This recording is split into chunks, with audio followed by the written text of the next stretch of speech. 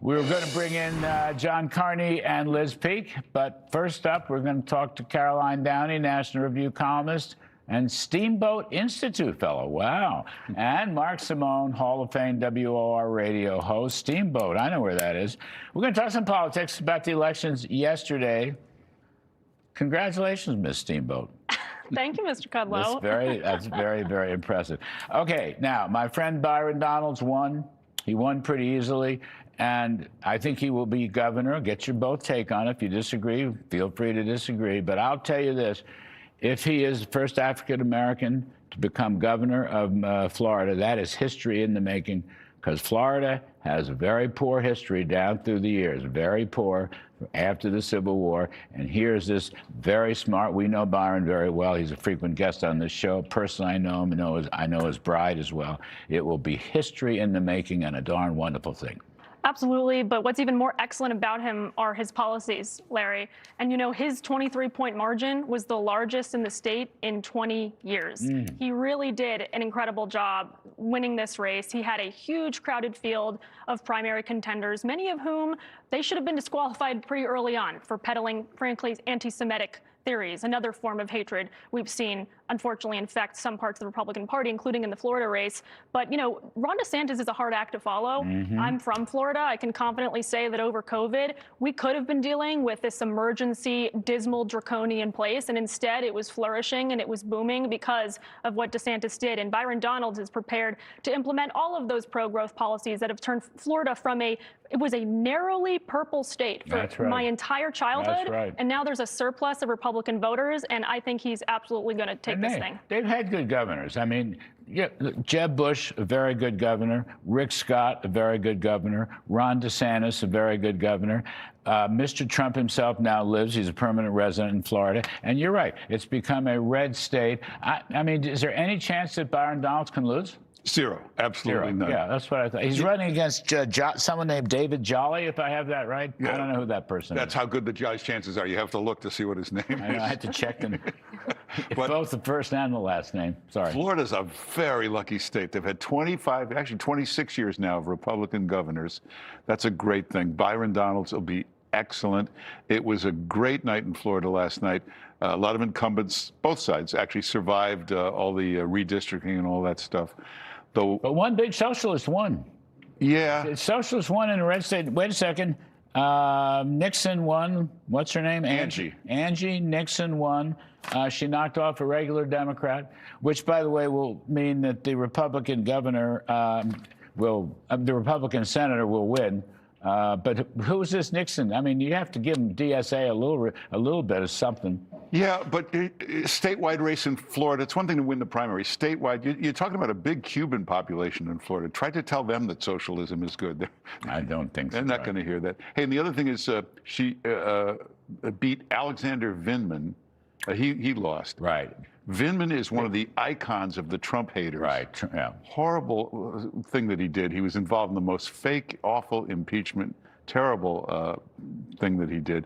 So it's great to see him go down. And he outspent her 16-1. He spent a fortune. Every Hollywood left-winger was donating like crazy to Vindman.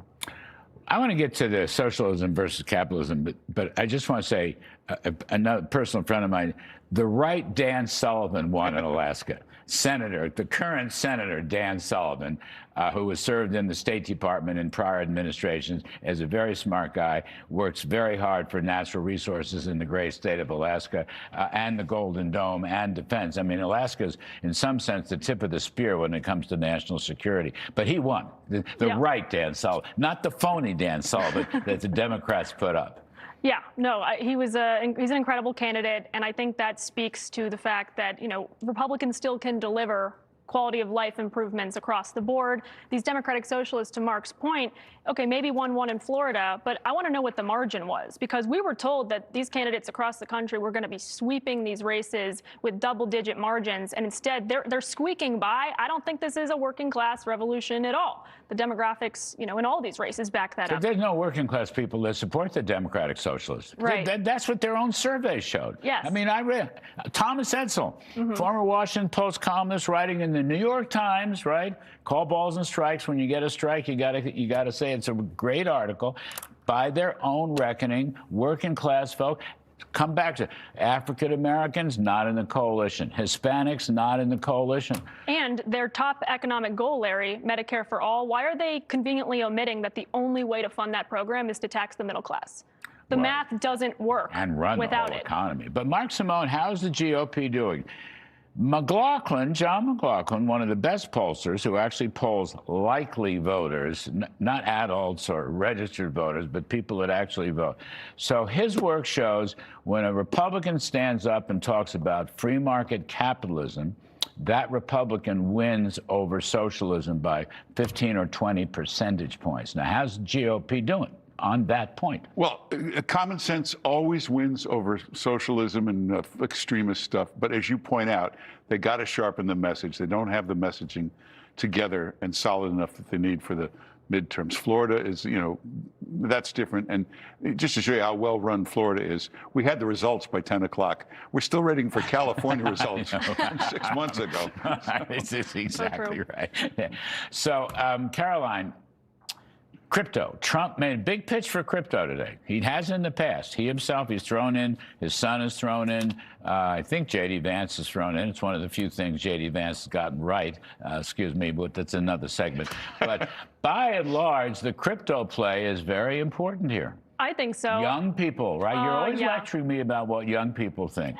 And I understand that. I wouldn't say lecturing. I'm saying I'm trying to explain how they think. They think about alternatives to the 9-to-5 career in the corporate America. They think about alternatives to regular finance. They like decentralized finance. I see in New York City, there's a whole sector of I would say, young finance guys who are really into crypto. It's a way of getting financial independence. I think it's smart that Trump is courting this group because they are kind of part of the coalition. By the way, you know what one of the things they want, the crypto crowd? They want very much indexing capital gains so they don't have to pay the Biden inflation tax. I got to get out. Just thought I'd throw that in. Right. I know. I just want you to. Caroline Downey going to Steamboat Springs, wherever that is. Mark Simone right here in New York City. By the way, he's going to get subpoenaed, your favorite mayors. It's coming.